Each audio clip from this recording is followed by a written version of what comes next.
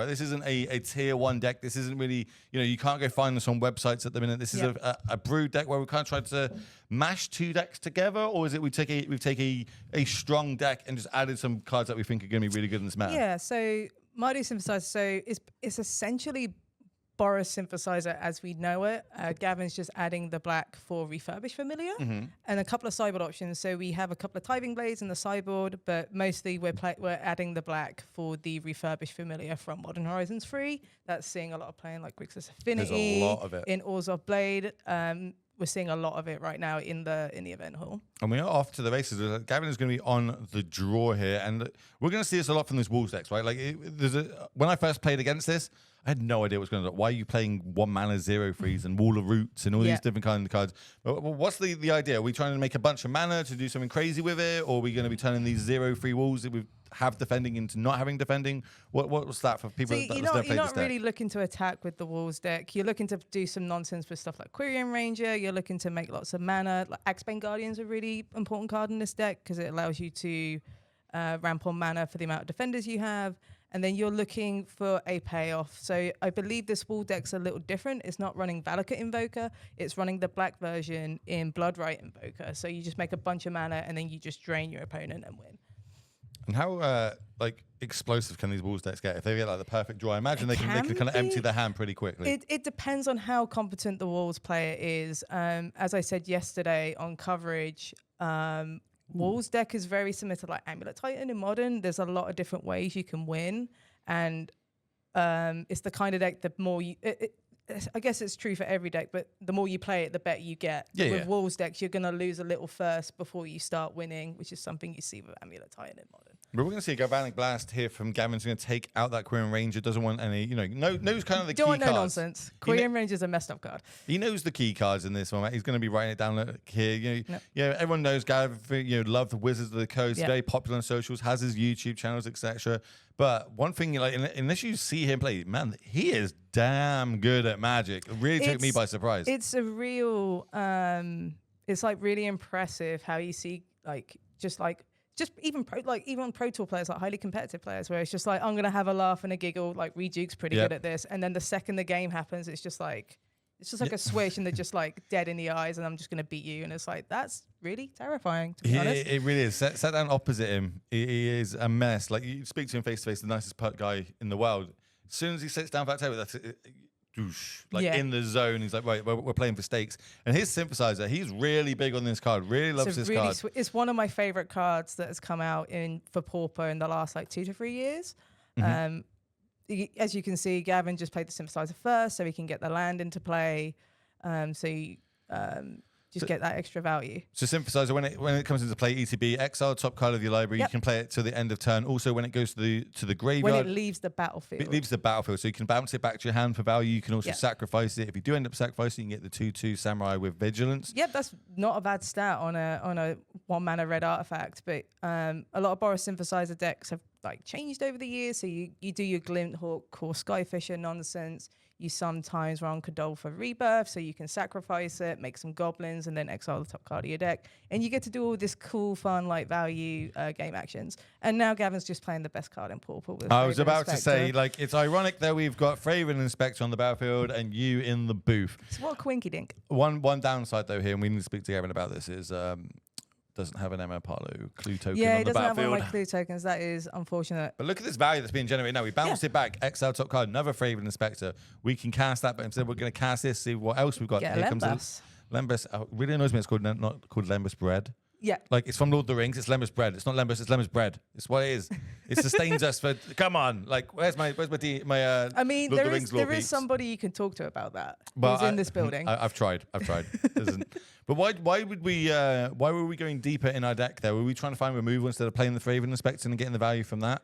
Yeah, you're looking to get value. As you can see, our Wolves player has literally walled up. So getting through that damage is really tough. So this Glint Hawk might be able to chip in. But there are a couple of reach wall cards in the Wolves combo deck. So it'll be interesting to see how Gavin can just pave way damage this way. Whereas the Wolves player can just be like, yep, I can just sit here with my bunch of wall cards. Oh, look, I have my win condition, blah, blah, blah, done. Are there a couple of like the walls that are key? Like if Gavin can get them off the battlefield, that is exactly what he needs to do. Or like some of them, I guess, you can just sit on the battlefield that just do nothing. Like Yeah, like because Pauper, like especially when there's like loads of red decks. Granted, we haven't seen a lot of like mono red decks this weekend so far. It's just really good at stymieing damage and protecting your life total. Like I'm looking at Axebane Guardian here, and I feel like that's one of the ones I need to be hitting. That looks like it can generate a lot of mana quickly.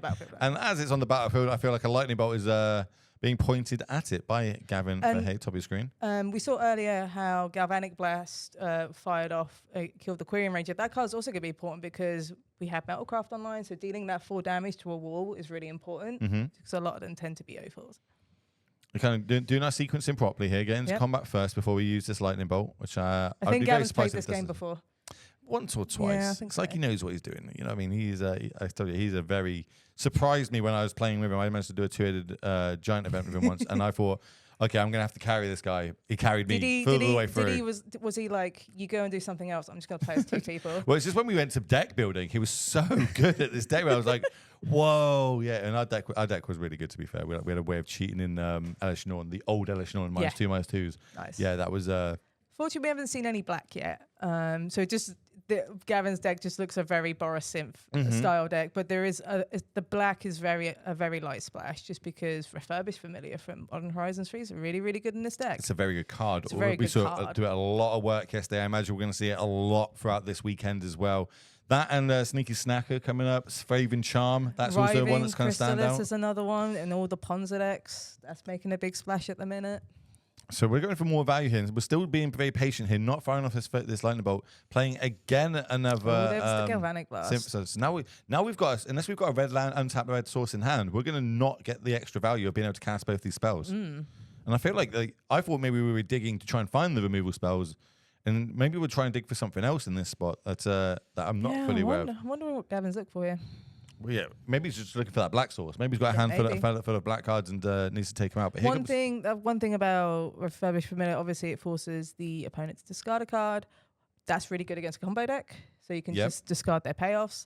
So maybe it's just, and also Refurbished Familiar is a flyer, so you can start chipping away flying damage.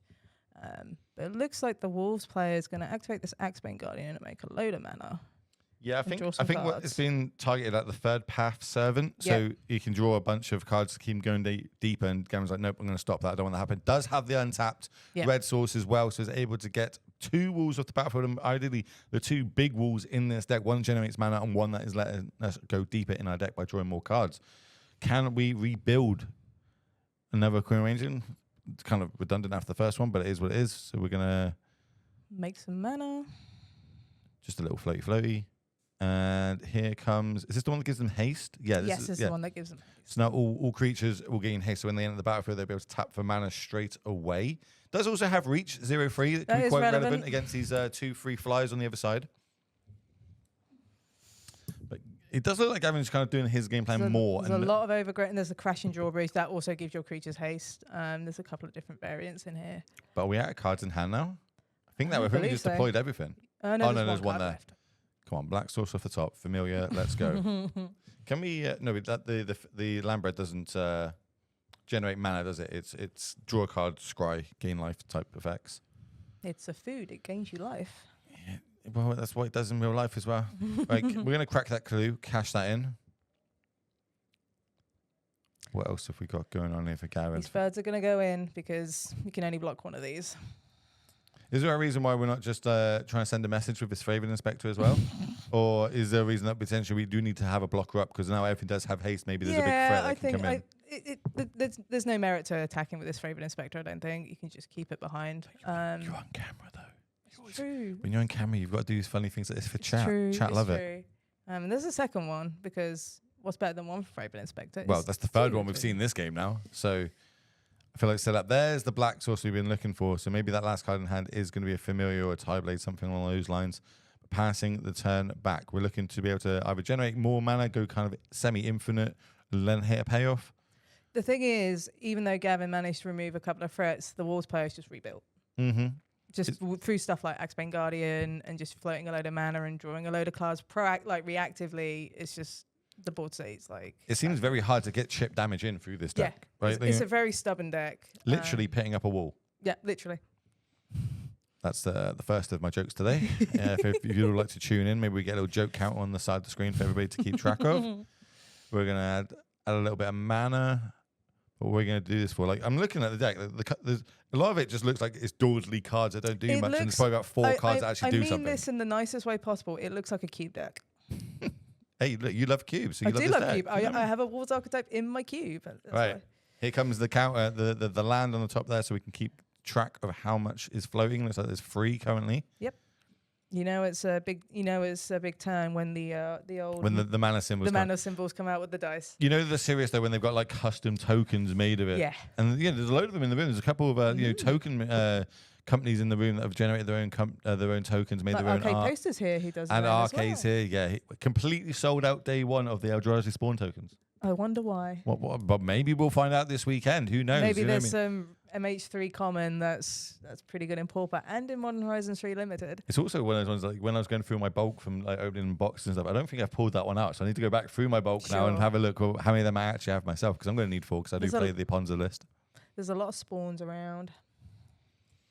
Yeah, well, I've actually it's like someone give Gavin a clue token. Yeah, I've also pin it down. Like, can we get Gavin a clue token here? Oh, okay, right, yeah. that's So, fair. I've just seen the reason for it. There must be one in the room. Is there one in MH3? Is there a clue token? There has to One of those? be. There has to be some. I imagine something that investigates in MH. We'll be able to sort it. So I think we've got a judge down there just going through. There you go. We're moving it all up for us so we can have a little bit of a better look. I think that's 4 land. Yep, yeah, 4 lands. 4 lands, and you got this Axebane Guardian that can tap for a bunch of green mana. Tamio investigates. Yeah. So that makes clues. Oh, right, I'm getting Gavin a clue token this weekend. It's happening. I'm literally gonna hit it down to our team and be like, wait, someone go look at everyone drafting MH3. Just steal a clue token from the table. Oh, there we go. What's more better than a paper cutout? It's gone from bad to worse.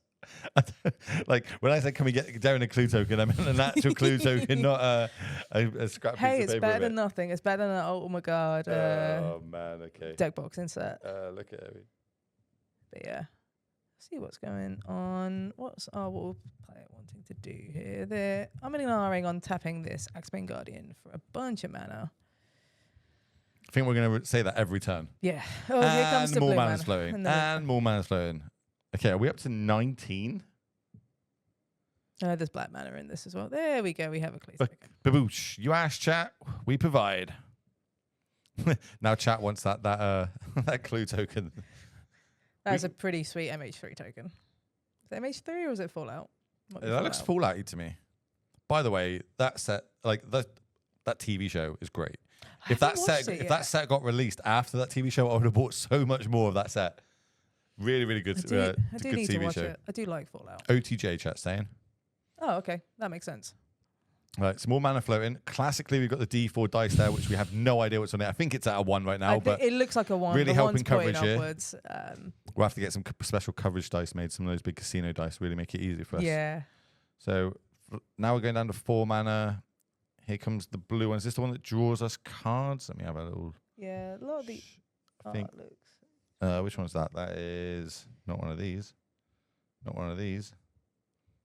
I think it's It's the this top one. yeah. So, So goes door. into the dungeon. Yeah, this is the venture into the dungeon one. So if you can basically, the more mana, if we can go infinite mana, we can infinitely go through the dungeon. Yes, That's scary. that is scary. That's also very cool, but very scary. And this is the thing about Wolves combos. It's just like several different ways to win, and you're just playing no power creatures. Yeah, it's basically. like just toughness matters. You're not playing like an assault formation style card and just turning sideways. Assault formation is like uncommon anyway, but It looks like it's basically the core of the deck is we're going to generate a bunch of mana, but we've got multiple different ways to spend that mana. Either Yes. drawing cards, draining life, dealing damage, or going through the dungeon, which will eventually win us the game anyway. Yeah. And this is a really good example of like the creativity in Pauper. Like you don't see a Wolves combo deck in any other format. Oh no! Someone sat down going, "Yeah, I just want to build a fun deck with Wolves," and you know it's doing well at Paupergeddon. It did well in the event Yeah, yesterday as well. second It's place. won in second place. Maybe it's just in a really good position at the minute. You know, if everybody's going to be trying these MH3 cards and trying to gain a little bit of value, and you just go, I'm playing play walls. I can block a lot. I can generate a lot of mana. Do my game plan. I'm going to run away with it. Yeah. There's just a lot of different ways you can approach the game. Yeah, 'cause if you infinitely go through the dungeon, chat's pointing out there's an infinite damage, right? There's the trap side of it is 5 damage, so you just got realistically to go through 4 times. You can be able to get 20 damage across and win the game. But you got to make them have it. That's the thing. You got to make them go for it. Well, yeah, especially when you're on camera. Yeah. You know what I mean? There can be a little bit of shortcutting, but that's where we would have to come in for it. But they need to represent especially like Gavin comes across a lot like Reed, as in, I'm not going to concede. I'm going to make you go through the combo. Like, you need to show me one loop of this infinite before I'm happy to you know what you're doing. It happened. I've done it before when back when Gruul Scapeship was a thing in Modern. I would make sure the opponent got the right amount of mountains to kill me, because if they didn't, I could live. So it's like, I need you play. Was it LSV got the famous play where he top 8'd without the actual win on the deck? Yeah, because no one just like they just thought. It's LSV, yeah, sure, he's got it. Oh, I'll go to my sideboard. Oh, yeah, cool, I'll scoop. Oh, yeah, cheers, a crack on. Was it always, I think it was top 8 or finals where it was then, he then realised his opponent was like, no, crack on. He's like, yeah, I don't have it. What a great story, by the way. That is a great story. Absolutely great bluff all the way through. Not many people, if they're saying that, one of my favourite bluffs of his is the Settle the Wreckage done. The vampire token is very I sweet. literally watched that multiple times because I think it's one of my favourite plays in Magic history. I remember just like watching that Pro Tour, and just Twitter was just like blowing up for a week over it. It's so insane. good. So good. So more mana is being floated here. It's freed from I think it's freed from the real. So what we're doing is basically we're tapping our Axebane Guardian. Axebane Guardian, generating loads of mana. Then we can untap it with the Quarrying Ranger, generate a bunch more mana, and we keep going through this song and dance, drawing cards to our deck, adding more walls to the battlefield. So every single time we tap this for more mana, we generate more mana than we did the turn before, and we're going to keep doing this until we get so much mana that and Gavin's maybe he's talking through. He's like, okay, I need to see how many cards you've got left in your deck. Ooh.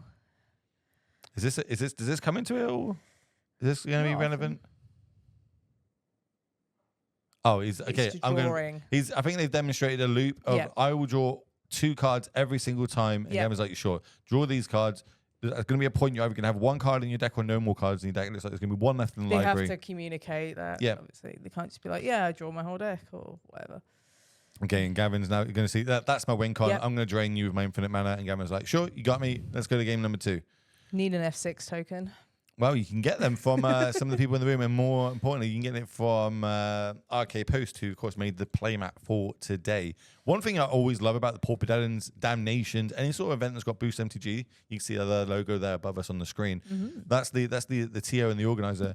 They always have amazing art on all the playmats, on the T-shirts, on like even the life pads. Amazing. You can see both arts there. You see the Boost one on the bottom left, and you see the Damnation one top left there. Yeah. Both players using them.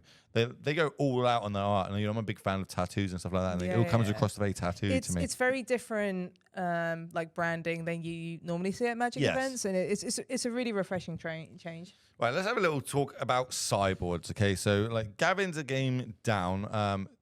We don't have his deck list in front of us, but we've got like an idea of what he could end up having in the deck. As long as I can find it. I've got to scroll to the right here, haven't I? That's how it works. Welcome to the internet, Will. There we go. Could have access. Of course, there is black in the deck, so could have... It's got Tithing Blade in the sideboard, which doesn't really do a lot, unfortunately. Looks like a lot of redundant walls. You're playing a lot of walls, so it's just not going to do a lot unless you're able to like loop it in a way, but I just don't think that's not like worth bringing in, I don't think. Let me see if I can look at his deck list out quickly, if there's anything. So... I've got Dust to Dusts. Oh my word, this handwriting is great. We've got the Shaman. We've got Relics of Genesis. We've got Fraven Charms. Cast into the Fire. This doesn't look like a great sideboard for this matchup. And in fact, looking at the deck in general, I think we've got to try and race. And this is going to be really hard to race a deck when they're pitting up 0-3, 0-4, 0-5. And this is why Walls combo is really good, because it can just block that aggression, just soak it all up. Even trade away in some cases, because you're able to rebuild so quickly, and then you're just like, yep, here's the combo. Does it get better for Wolves? So like we do have access to their deck list. We've got like a Pulse of Morosa. We've got Tamio Safekeeping. I have no idea what that card is. It's pro red, so we're probably not going to use that. Healer of the Glade. Hero when it ends the battlefield, gain 3 life. Okay, so that's going to be for the aggro decks. Yeah. We don't want that. That's a target one. What about Moment's Peace? Is this the matchup for Moment's Peace? Potentially, because Gavin does need to race. So that could come in. But at the same time, I think the Wolves deck is just set up in a way that the matchup seems pretty decent. Do you know what I love? Coming into Pauper is I'm still learning what half these cards do, and some I've never seen before. A lot of them are just like draft commons. I've never seen Warping Vigor before, but that Really? seems no, I've never seen that card. That's really cool. 2 mana regenerate each creature you control, instant speed. Seems great in a good Pauper meta where you're not relying on one creature. And then we've also got the is it Scattershot Artist? Scattershot Archer. Archer, great against all these little 1 toughness flies I'm seeing floating around. 2/2, but it does get rid of Familiar. But realistically, we didn't see any familiars that game one, so it's not an open deck this tournament, so we might not know that they're in the deck. So might think, this isn't the matchup for it. 3 toughness, not going to be what we need to be able to get off the battlefield. Why doesn't it have reach? I feel like that card should have reach. It's like Orcish Bowmasters also doesn't have reach, but it should have reach. Well, that card does not need more text. I promise you, that card does not need. This isn't the format for it, but people really don't want that card to be around much longer in some formats. Personally, I love that card. I think it's great. Yeah, well, you picked up some this weekend. I did. I've spent way too much money this weekend on little bits of cardboard. Mono Horizons 3. I knew it would be a card, a set that takes a lot of hit on my bank account, but this weekend, seeing them in, I'll just pick those up. Yeah, I'll finish that play set. Happened to me yesterday. I picked up a load of stuff for Commander, and I just picked up some, because it's Paupergeddon, so there's a good inventory of commons, so you can actually pick up just like decks and Pauper staples. I see a lot of like Thermocast and Riving Chrysalis in the booze right now, which is kind of evident to how popular Ponza is coming. Especially when do we stop calling it Ponza? When are we going to go to Red Green Eldrazi, Red Green Monsters, something along these lines? Red Green Ramp. I mean, you can do that right now. All right. Well, I'm calling it Red Green Eldrazi Ramp. Red Green Chrysalis. Yeah. Okay. Fair. Yeah. The Chrysalis decks. Let's just go with that. It's got its fans and it's got its haters. Let's be honest. But that card we're going to see so much of it this weekend. I imagine does so much for 4 mana. Really good in those decks where you can power it out on early as turn 2. With Utopia Sprawls and Arbor Elves, it's so easy just to churn out this threat that makes some spawns and that just somehow gets bigger for some reason. But that's not even the great side of it. It also ramps you for the next turn after. You play your 4-drop, next turn you play your 7-drop, which cascades, and it can really just start running away with the game. And then you're pod racing. Yes, Star Wars references. I'm so happy on that. Okay, Gavin's finished up. I don't know if he's taking a mulligan here or not. I feel like this is a mulligan. Yep. Going down to 6. This doesn't look like a great match for him in paper in general, but what sort of is he looking for in the opening hand? The value game doesn't look like this is the sort of match where it's aggro. He wants to get on the battlefield early. He wants to get those lightning bolts You want to pressure the life towers like early as possible, because there'll come a point where the wall deck will just be walls up. Okay. You want to turn on your artifacts because Galvanic Blasters are really good because it not only removes a lot of the walls, it can go face. So dealing 4 damage to face could be relevant here as well. Yeah, to be fair, we've got like 16 plus 12. So we actually have 28 points of damage in the deck if we've got 4 full copies of each. Borisynth can be aggressive, but with this Black Splash, it does slow you down a little bit. So it'll be interesting to see how this plays out. Really expecting more of the mirror type synergies going against the Grixis Affinity list more than the Walls combo. And chat's come up with the name of the new Ponza list. It is Red Green Ponza Gruul Ramp Eldrazi Land Destruction, and that is what it will be known as from now out as we kick off this game. Can we abbreviate that into like an initialism? That might catch on a little better. It's just full of like consonants mostly. Yeah, it is. Okay, here we go. We're off to the races. Going still no creature after turn 2, but kind of just setting up for it. Have an energy factor here, and there's a crashing drawbridge, which is going to be really good as it allows those wall creatures to have haste. Classic. It's not something that you normally want with walls when you think about them, because they're not very aggressive, are they? Can't turn them sideways. Nope. Oh, okay. Now we're seeing we're going to filter the mana into black mana, which with of course 3 artifacts means that this Refurbished Familiar, one of the new cards from MH3, is going to ETB. When it ETBs, target opponent discards a card. If they have no cards to discard, you get to draw a card. Really good if you're able to bounce this back and continuously keep playing it. Maybe attacking the hand is the way that Gavin's decided to win this match. Yeah. Attacking, you want to be attacking the hand while also maintaining pressure. I think that's the ideal thing here. Well, we see the blast is going to deal with the wall that ends the battlefield that turn. So Gavin's fully set up and knows what his game plan is going to be. Also, more importantly, Gavin's actually on the play here, which just allows him to get a little more aggressive. Yeah. As well. Can be relevant. Needs to keep restocking the hands, though. That's the thing, right? Yeah. Like, either deplenish their hand or restocking. And because we don't have access to blue, we've gone for the, the Boris list into Mardu with black. Not got too many more card draw spells in this. It is a very small Here splash we of go. black. Here comes the core But sky here's some Fisher. value. Doesn't have the 4th land drop, though, so can't replay it. That might end up being huge. Would have loved a synthesizer there, but... All right, we're going to look at the top cards of our deck. Is this you put all creatures in hand or walls in hand? I can't remember. I think, just creatures. Because need the Stampede. just 4 mana to find a 1/1.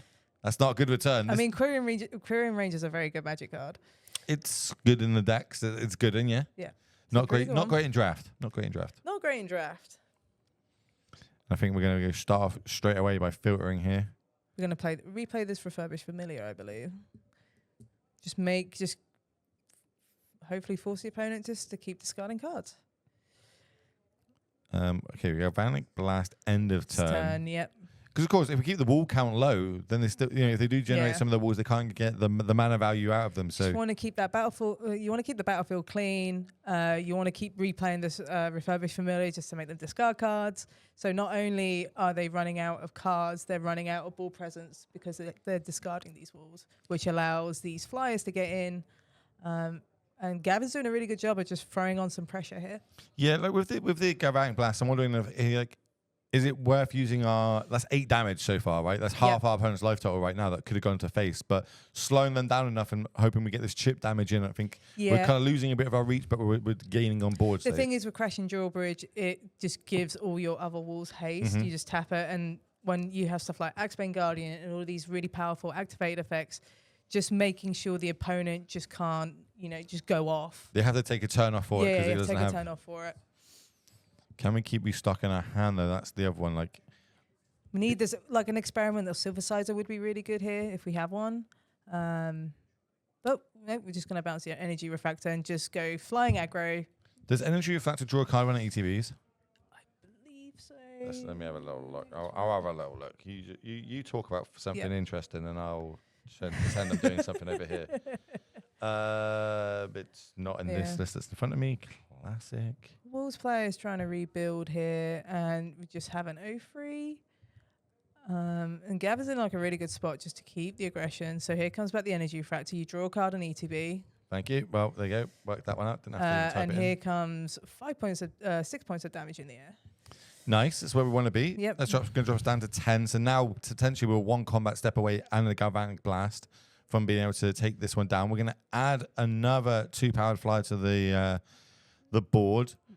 Bounce back the familiar, replay the familiar, value. This is what Gavin really said yesterday after playing. He was like, I need to cast more of this card. Every time I cast familiar, I was winning the game and I was really advantaged. When I wasn't casting it and not drawing it, I wasn't winning the game. Yeah. And yesterday he was playing just the straight black-white version. Yes, he was playing Ozor Blade yesterday. But Tithing Blade didn't look really good in the room. So that's enough. He managed to take it down. See, that's what you need to do. Just being able to deploy an aggressive-ish curve, but you're basically bouncing this Refurbished Familiar back to hand to force them to discard. But you're also deploying Glint Hawks, which is this 2/2 flyer, so you're maintaining pressure as well. And Gavin also had the right removal there. Those Galvanic Blasts came in a crutch as well. Really, really good. Yeah, I think like the Wolves deck, it needs a high variety of cards to kind of get its resources. It needs lots of cards on the battlefield, and if you can restrict that with removal or discarding them from hand, they can't get that mass quantity of walls on the battlefield to gain real big effects moving forward. And Garrett realized that in game 2. Obviously, game 1, it's closed deck list. Didn't have a note, so maybe kept a bit of a, okay, I don't know what you're on, but this hand's pretty good. Actually didn't line up well against Wolves. Game 2, we saw him take a mulligan. Maybe it was a tactical mulligan to try and find some of the key cards that he needs in that matchup and was able to take it down, but will be on the draw now going into game 3.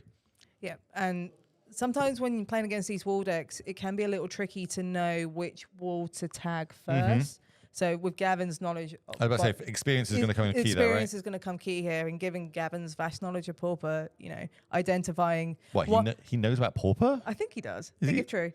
But the thing is, you're playing so many like random O3s and O4s. They just don't look good independently, like on their own. So knowing which ones to take out, it can be a struggle for some people. But Gavin just like, this crashing drawbridge needs to go because it has haste. It allows the wall player to get back in the game if they just have a good sequence of draw. Yeah. So like coming in from from other Eternal formats now, just like dipping my toes into Pauper. It all looks like that to me. Yeah. Everything looks like a card that doesn't do anything. I'm like, everything looks kind of unassuming because they're obviously commons. Yeah. Like some exceptions, of and course, there's some crazy synergy comes out, and I'm like, whoa, that's really good. Yeah. Like I got so got by that. But that's part of the beauty of learning a new format, right? There's so many of them in Magic the Gathering. And as this is like a really nice competitive format, personally, I think it's the most balanced format in Magic the Gathering currently. And, you and the panel have done a great job of that. Such a great job that we're going to get all three of you in the booth. Bear in mind, there's more than three of you in the panel. But, it's rare that we get two, let alone three of you in one location at once. So once we finish round 7 today, after round 7, we're going to get all three of you here in the booth. And I'm going to give you a little mini interview. Yeah, that'll be fun. Ask you questions about Pauper, about how you come to decisions, what you think of MH3, etc. And if you've got any for us, chat, make sure you let us know in the chat, and I'll write them down or just tweet them at me, whatever you need to do. Yep. And I'll make sure those questions are asked. It is really cool to find, like, because the Pauper format panel, it's a global thing. We're all over the world, so it is really, really nice to meet people in person, even though we're on different continents. Like I met Heisen this weekend for the first time, who's in Italy. As he walks in the room. You mentioned him and he show up here. But yeah, it's just really cool to finally have these conversations in person, which is not something we get to do often. If you just tuned in and you don't know who these two are, you can see us down here. Look, we're at the bottom, like that corner. I look like a quest marker because the sunlight keeps coming up on me. It's like a halo. There's just like this aura around you. This follows you. You don't understand this. When you go into a dark room, it still follows you. You just have this aura of light going across. You flatter me. That is, of course, Emma Parlow, one of the Pauper panelists. My name is Will Hall. Better known these days, Will Hall. Thy Will Hall. Will, one day. I like going into my Shakespearean British accent at some point, so I just randomly flick into it. I think we got a mulligan down on the Wolves combo, and I think Gavin's going to be keeping his opener. Maybe they're asking a judge a question in this one, because I think that would happen a lot, especially if I was taking play this weekend. I'd be asking judges, I'd be like, Judge, what does that do? Judge, that's in a different language, because obviously we're in Europe, where we typically see a lot of the bigger events happening in America. A lot of the cards in America tend to be English. In Europe, we've got so many different languages all coming together. Cards and you're like, I don't know what that does. Can I get the Oracle text? I don't know what that does. Can I get the Oracle text? Fortunately, there's a lot of judges working this weekend who I must say are doing bilingual, but also just doing a fantastic job of just running this event. I just see bright green T-shirts just running up and down the hall, just taking judge calls, and it's really cool to see. Yeah, they definitely stand out in those T-shirts. Yeah. They're up there with that new jacket that's going to be at MagicCon next week. Yeah, that bright orange one. The bright orange one for Amsterdam. That's true. Okay, I'm going to start writing some of these questions down on chat. I'm gonna make a little document on my laptop here. I'm gonna copy and paste all your questions across. Still mulliganing here, it seems. So we're just still shuffling up. Tell us about the event that you're playing in later on, and what's on the line for it, which you don't typically see. So even though we have Paupergeddon this weekend, which is 656 players, there are a couple of side events going on across the weekend. So at 2 p.m. local time, there is a Paupergeddon beer event where if you win the event, you win a case of beer that has been brewed for this event. So naturally, I'm gonna have a stab at it and try and win some beer.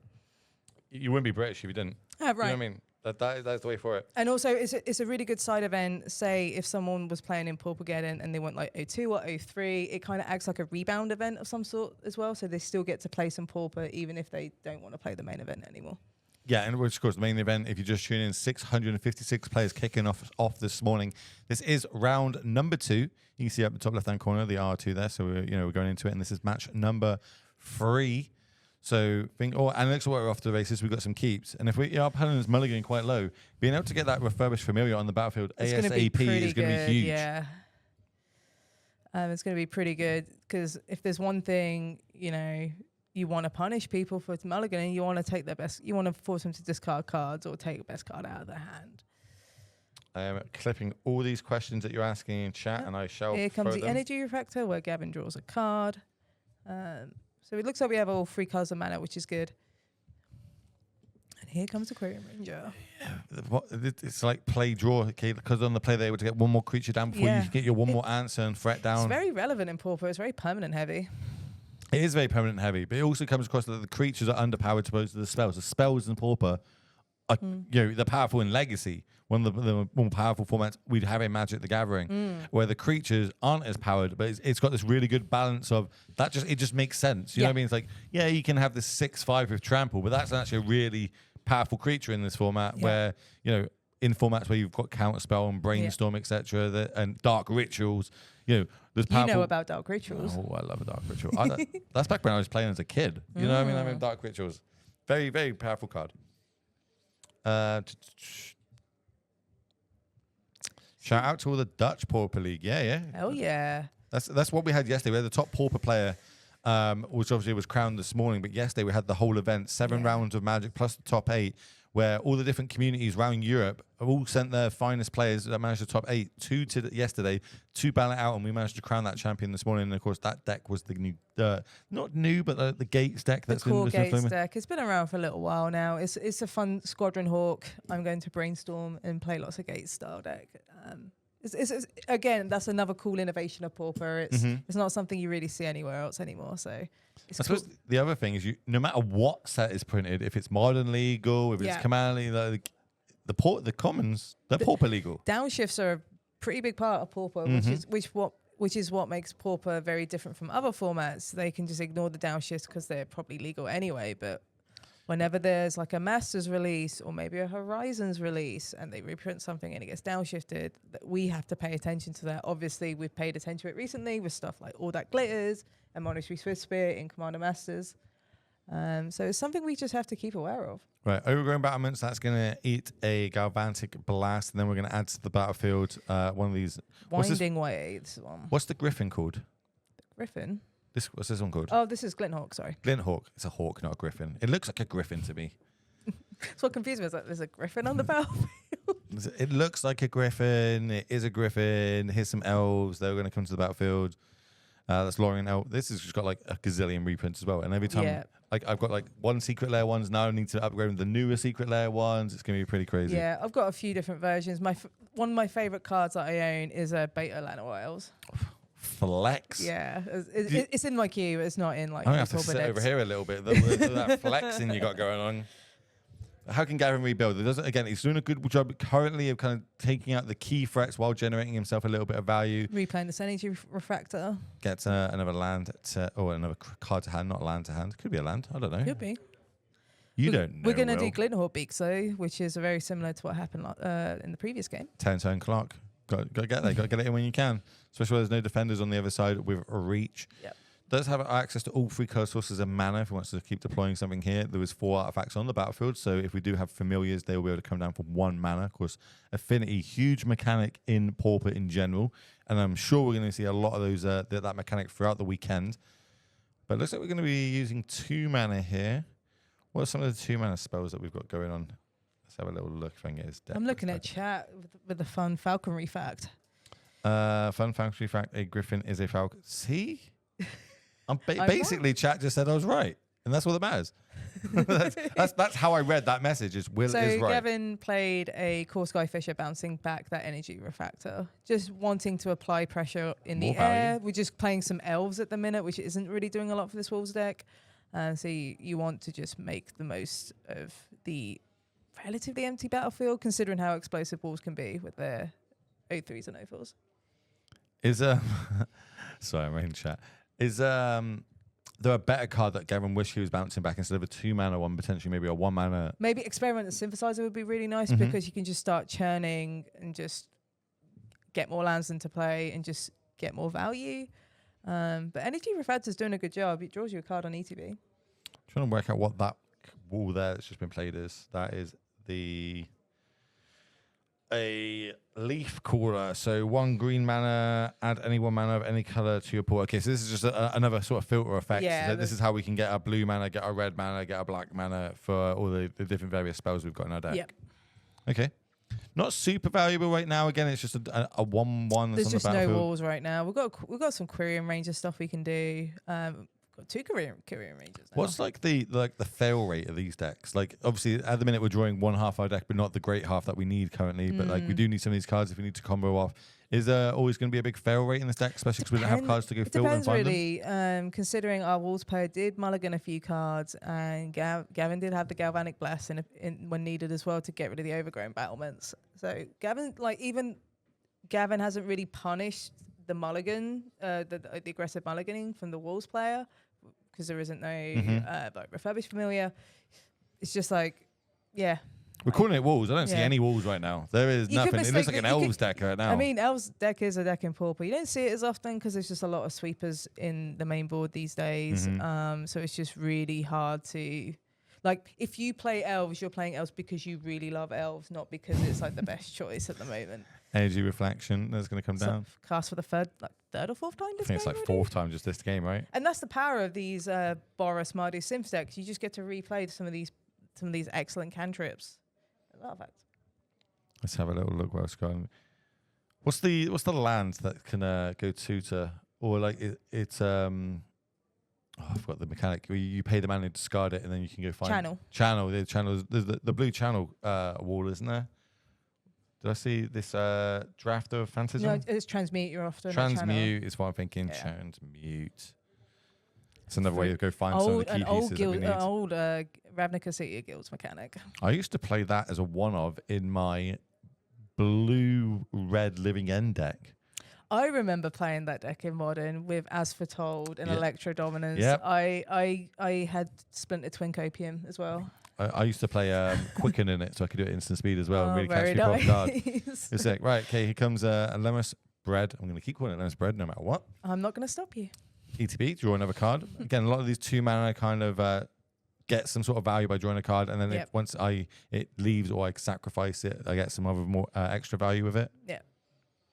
Yeah, transmute. It's not transmute. It's not cycling, not channel. It's transmuting. Yep. I should have known it. Amulet Titan, transmuting. We all know. You play Amulet Titan? I've played Amulet Titan. Okay.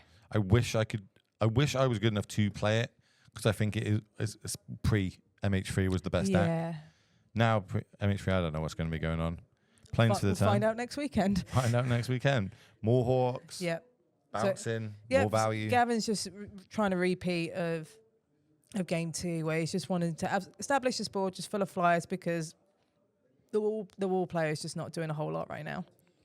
I'm getting Gandalf in my head going, fly you fools, as he goes to the air. It's not, I spoke about this before, it's not a super powerful mechanic like, a bit of keyword flying in most other formats. But in this format, having any sort of evasion is really, really good. So we said the creatures are undervalued. That's why stuff like Sneaky Snack has been popping up this weekend. It's a very evasive threat from Modern Horizons 3 seeing play in the Madness Burn deck. Because it's just a great card to discard. It is a great card. And we're going to generate so much value in those decks as well. We saw it yesterday, just turning and burning. But I think it lost in the top 4 yesterday. But you should be able to go find those top 8 deck lists if you want to go find them now. On I believe what's the website that we've been using? It's like that's What's My Table. That's not the website. There's a website that I'm sure we'll be able to put it into chat. Yeah. If anybody wants to see it. Hey, yes, you can find me at Amsterdam next week. I'll be running around playing some modern. Pauper Wave, there you go. Yeah. Pauper Wave is where you can go find all the deck lists from yesterday and also today. Here comes a one-sided sweeper by Gavin out the sideboard. That is huge. I'm going to say that's game winning. You've just 4 for 1. It's definitely game winning now because you've got like 8 power in the air. So okay, it's got to be a really good wall, and Gavin's got to have nothing. I think Gavin's got 1 card in hand, which we know about because he just bounced it back. Yeah, it's the energy refractor. No, it's the Lammas bed, right? The reflectors in the graveyard. Sure, we sacrificed that one to do 1 damage to everything. There's the mountain into Relic of Progenitors. Okay, that came in. That could be a little bit of a cycler if we need to. But yeah, I think he's just done enough. And there's the handshake. Gavin wins. Turns out Gavin Hay is good at